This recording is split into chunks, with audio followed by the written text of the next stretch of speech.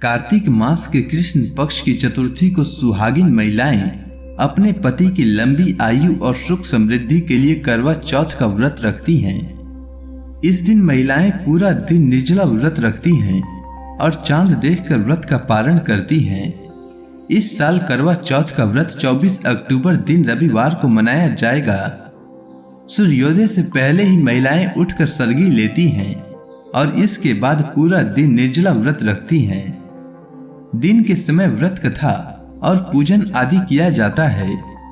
करवा चौथ के व्रत को करक चतुर्थी और दशरथ चतुर्थी के नाम से भी जाना जाता है।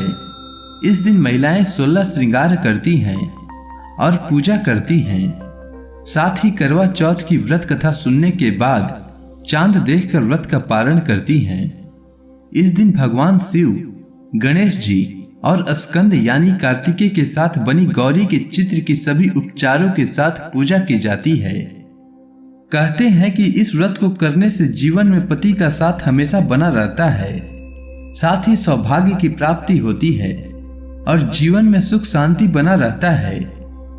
इस बार करवा चौथ के दिन एक विशेष योग बन रहा है। ये मंगलकारी योग शुभ माना जाता है।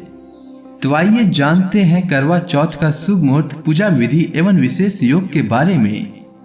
तो चतुर्थी तिथि का प्रारंभ 24 अक्टूबर को सुबह 3:05 से होगा और चतुर्थी तिथि की समाप्ति 25 अक्टूबर को सुबह 5:46 पर होगा।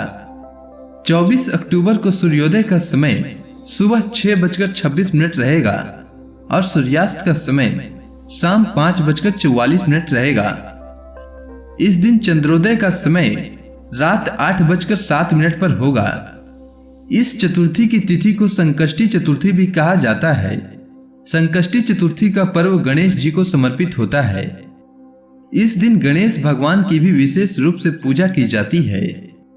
इस बार 24 अक्टूबर करवा चौथ के दिन रात 11:35 तक वरियान योग रहेगा। यह योग मंगलकारी कार्यों में सफलता प्रदान करता है। वहीं देर रात 1:02 तक रोहिणी नक्षत्र रहेगा। अब आइए जानते हैं करवा चौथ की पूजा विधि। तो इस दिन सुबह जल्दी उठकर आप सर्वप्रथम घर की मंदिर की साफ सफाई कर लें। तत्पश्चात स्नान करने के बाद नए वस्त्र धारण करें। ध्यान रहे कि वस्त्र में काला रंग न हो सके तो लाल रंग का वस्त्र पहने, क्योंकि लाल रंग का वस्त्र अति फलदायक होता है। इसके बाद 16 श्रृंगार करें और मंगल सूत्र अवश्य पहने।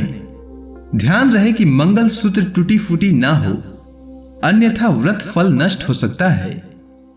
उसके बाद घर के उत्तर पूर्व दिशा के कोने को अच्छे से साफ करके लकड़ी की चौकी बिछाकर उस पर शिव जी, मां गौरी और गणेश जी की चित्र या तस्वीर रखें।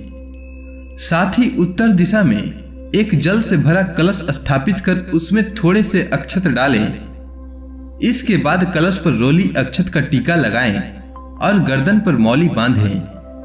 3 जगह 4 पूड़ी और 4 लड्डू लें। अब एक हिस्से को कलश के ऊपर, दूसरे को मिट्टी के करवे पर और तीसरे हिस्से को पूजा के समय महिलाएं अपने साड़ी या चुनरी के पल्ले में बांध कर रख लें। अब करवा चौथ माता के सामने घी का दीपक जलाकर कथा सुने। पूजा करने के बाद साड़ी के पल्ले और करवे पर रखे प्रसाद को अपने पति को खिला दें। वहीं कलश पर रखे प्रसाद को गाय को खिला दें। पानी से भरे हुए कलश को पूजा स्थल पर ही रहने दें। चंद्रोदय के समय इसी कलश के जल से चंद्रमा को अर्घ्य दें और घर में जो कुछ भी बना हो उसका भोग चंद्रमा को लगाएं। इसके बाद पति के हाथों से जल ग्रहण करके व्रत का पारण करें। उम्मीद है आपको करवा चौथ से जुड़ी जानकारी अच्छी लगी होगी। धन्यवाद।